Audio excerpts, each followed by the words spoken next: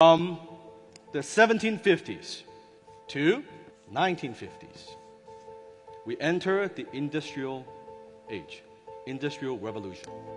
Something happens. Something happened. This is the first time in history that people who were born poor could be rich. First time in history. People who were born poor with no land, but they created something that made them rich. In the industrial age, machines equals wealth. Machines do more and more of the hard work. Thousands of years in the industrial age, and now we're transitioning to industrial age. All the farmers who were peasants, farmers, they have a little shack to live in, right? That's how it works. The industry, the industrial tycoons, and they say to the farmers, hey, instead of working every day, 7 days a week, 14, 15, 16 hours every day, come work in my factory.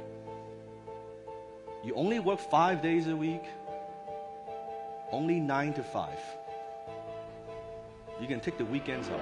You and Ethel go to Palm Springs. Have a good time. You mean it? More than that, if you do that, you come, don't work in the farms, come work in my factory. By the time you get to 65, I will take care of you.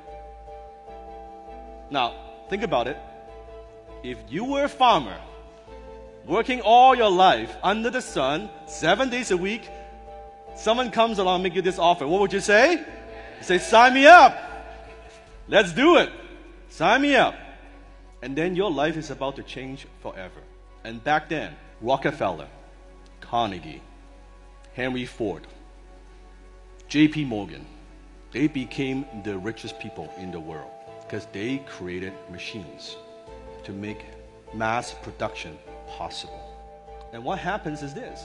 In the first time in history, a new class of people was born. That's the middle class. For the first time in history, now people have extra time. They have extra income. Because before, working every day, nothing to do. Now they've got weekends. And they've got to do something with that extra time or extra income. So maybe they'll go away a little bit, take a little vacation. So now, not two classes. You have what? The poor, you have the middle class, and then you have the rich. Another thing that was born, a new revolutionary concept was born, and that is called retirement. Retirement was born out of the industrial age. I'm going to work at this job, 9 to 5, for 40 years. If it's good, then I'm going to retire. That's the concept from the industrial age.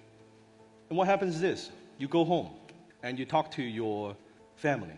So imagine Joe working in the factory, right? One day the manager comes to Joe and says, hey, Joe, you are doing a very good job in the factory. Doing things, you're productive. Here's what we're going to do. The manager tells Joe, why don't I send you back to school, get some education. If you do that, you come back, I'm going to give you a raise. Joe's like, yeah, of course. If you were Joe, working in a factory, manager comes and say, get some couple years education. I'm going to give you a pay raise. So you don't need to work in a factory anymore. You're going to, instead of working in a factory, you're going to manage the people who work in the factory. So Joe comes home, sitting down with the kids. Hey, kids, you know, the boss comes to me today, and he said if I go to school for a couple years, and then I go back there, I don't need to work in the dirty factory anymore. I'm going to get a raise. We're going to make more money. And Joe tells all the kids, if you don't want to work in the factory like I did, what do you need to do? You got to go to school. All the children are quiet while they read. You got to get good grades. So you don't need to work in a factory like your dad did. These boys are slagging. And the kid's like, okay, Dad, I get it. I'll make sure I go to school. I'll get good grades. It's working. He's now managing the people who works the machines. A couple years later, the manager goes to Joe, hey, Joe, you're doing such a phenomenal job. Tell you what, why don't you go back to school for 2 more years? Get an MBA. Then you don't even need to manage the people who manage the machine. You manage the people who manage the people who manage the machine. And I'm going to pay you double what you're making right now. Joe is like, what is he going to say? Sign me up! Went back to school for 2 more years. Graduate. Now I have that piece of paper. Now, Joe's making twice as much. Managing the people who manage the people who manage his machine. And Joe goes back and sits down with the kids at dinner table again. Kids, holy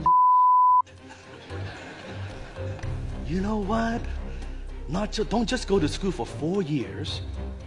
Go to school for 6 years. You don't even need to manage the people who manage the machine. You can skip that. Just go right up to middle management. You can skip all of that. Does that sound familiar? That's where the concept was born. From the industrial age. At the time, the key to success in the industrial age was traditional education. If you don't have a good job, you won't succeed. And a really good job is you're running the people who are running the people who are running machines. That's a very good job. You work 40 years, 5 days a week, retire, they take care of you.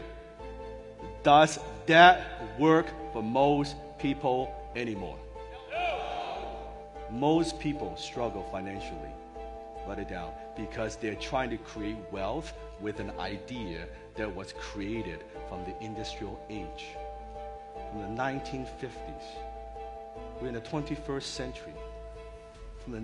Your family is feeding you idea.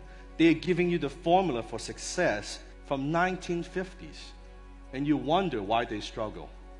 And they think, if one job is not enough, if the formula doesn't work, what do? I get if that is not enough, I get a 3rd job. Not only they don't get ahead, they get behind. They get left behind.